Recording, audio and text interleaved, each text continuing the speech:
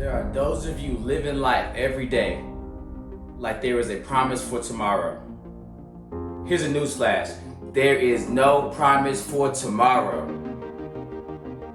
We don't know if we're going to see the next minute, the next hour, the next year, the next month. We do not know. And we do not have time to waste. Continue to worry about things that have already happened. Let it go. Let it go. Time is precious. It's the one thing you cannot get back. You can make back money. You can make new relationships. You can make new friends. But you cannot make time come back to you. It can't happen. Once it happens, it's gone.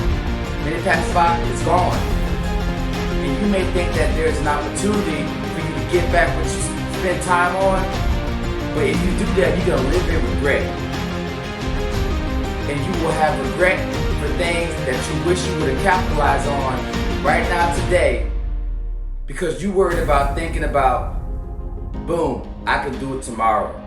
That's your mindset. I'll just do it tomorrow. Which means if that's the case, it's not important enough to you, right? It's the harsh reality. I remember growing up and, my mom and my dad, they split, when I was about a freshman in high school. So I'm this 14-year-old guy, 15-year-old guy, and I'm learning how to be a man of a house, right? I'm learning how to take care of two women, right? One being my sister, the other being my mother, and how to be the man and insert myself, right? And learn how to manage life as a man in the home, right? And so, by the time I was 18, my mom didn't really want nothing to do with it. The problem with my dad was he wanted to take care of himself, right? And she didn't really want anything to do with it, right? And so at 18 years old, I'm the power of attorney for my father. The power of attorney, 18 years old.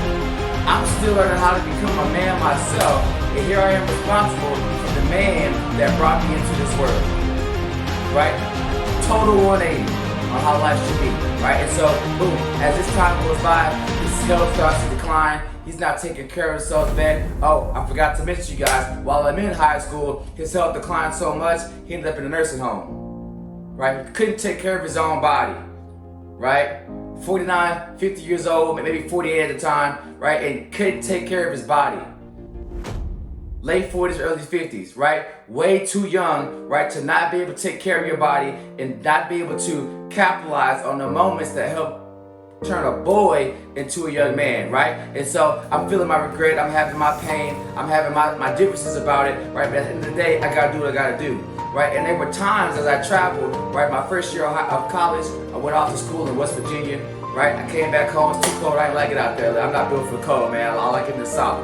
I like it in the South, right? So I came home, I walked on to Houston Baptist University, right? I go to play football, right? But there's time, all passing by in this time period, and I don't get to see him as much as I should see him, right? I'm not there visually to be able to capitalize, right? And I regret those things, to be very honest with you. I have to let it go, but I regret those things, right? I want to be there for him more, to take care of him, right? Going to, I don't know how many of you know about nursing homes, but sometimes they don't really take care of mom and pops in there, right? It's an elder, some of their worst fears is, hey, please don't put me in a nursing home.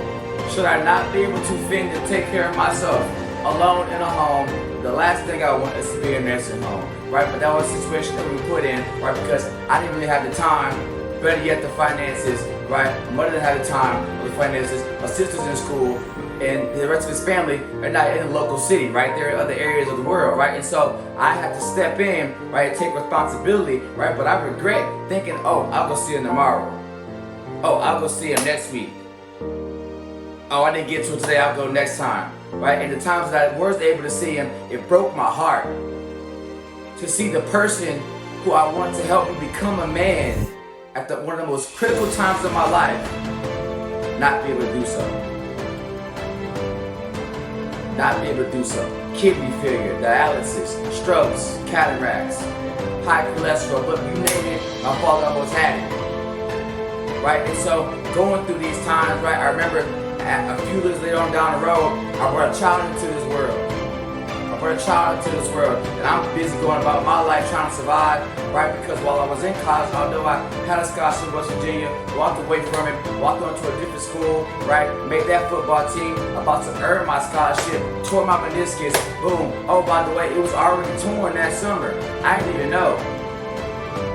I thought I had a hyperextension, right? I thought my leg just swelled up a little bit, right? Walk up, make the team do it again. And the week I get hurt is the week I'm supposed to start and finalize the opportunity to have a scholarship to continue to play football and get my education.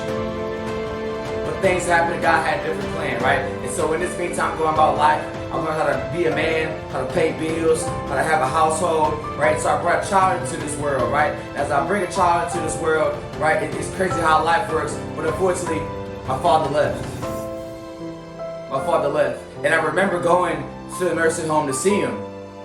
The last 2 times I remember very, very specifically, right? The second to last time I had my daughter, she's about 3-4 months old. She got a chance to meet her grandfather. He can barely talk to her, man. He can barely even see, he's barely even conscious. The words are mumbling. I know what he's trying to say, but I can't hear him say it, right? I can't hear him say it. And so that time specifically hit me way different, because as I'm losing someone, I brought someone in the world, and the last thing that I wanted was to not be able to take care of that person when it's the most critical time of their life.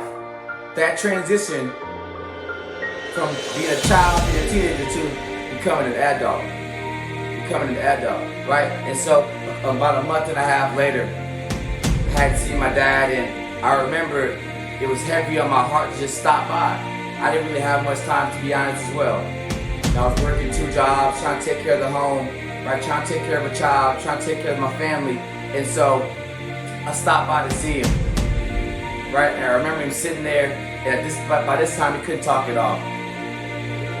Can't talk at all. Sometimes he's barely even awake. Sometimes his eyes are closed, he can hear you, but he can't hear you. Right? He can see you, but he can't see you. Right? But I know his soul's in there, right? I just remember kissing him on his forehead, telling him I love him. Just came to check on him. Tell him I love him. I'm out, getting home from work. Second job, big phone call.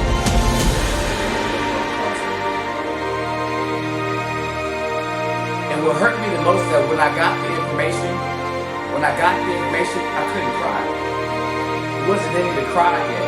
I had to switch to a whole different mode. Okay, so what's supposed to happen now? Because although we thought it was coming soon, knew it would be around the corner soon, we still weren't prepared, right? Nobody told me or taught me how to prepare for death, how to prepare for a funeral, right? What the things, and those are costly things that happen in life, right? So I had to figure it out along the way while I'm supposed to be grieving, right? Supposed to be grieving and being there for someone, right, who brought me into this world, but it's hard to do. And this whole time I'm having this regret, because maybe, who knows, maybe if I was able to see him more, maybe if I was able to be there more, we could have took better care of him, maybe he'd still be here a little longer, maybe he'd have fought through a little harder, right? But I know he had a release when he saw me. That's just the last thing I wanted. I felt like he was holding on. Instead of the last 2 weeks he was alive, he barely said anything to anybody. I feel like he was just holding on to see me one more time before he let go. And here we are every day worried about, not worried about right now. We're worried about tomorrow. We say we'll do it tomorrow. We're pushing things off. We hold on to things we need to hold on to. You gotta let it go. And do it right now. If it's heavy on your heart, do it right now. Something needs to be done, do it right now. We don't have time to waste. No one knows what happens tomorrow. No one knows what happens tomorrow. And so I couldn't grieve this entire time. A 2-week process of us getting ready, me trying to figure out. I'm 22 years old, and I'm trying to figure out, hey man, what do we do next? What do you do next? What's supposed to happen next? What's supposed to happen next? That's action road. How you do this? How you do that? And it was hard, man. It was hard. And I remember at the funeral, when I finally was done, I couldn't go as I had my child in my lap, and I lost it all. Everything poured out. Right? And then it wasn't until later on, a few years later, that I actually forgave myself for the regret, for the pain that I felt, things that happened in my past. You gotta let it go. You gotta move on and stop taking time for granted. You don't have time to hold on to something that happened yesterday. You don't have time. There are things you have to do. So take action and stop procrastinating, stop waiting, start prioritizing and taking action and doing what you gotta do to get to where you gotta be. Because we don't know what tomorrow holds. And since we don't know, we must take action now. It's Coach Chris, baby. I love y'all. Be blessed. Take care.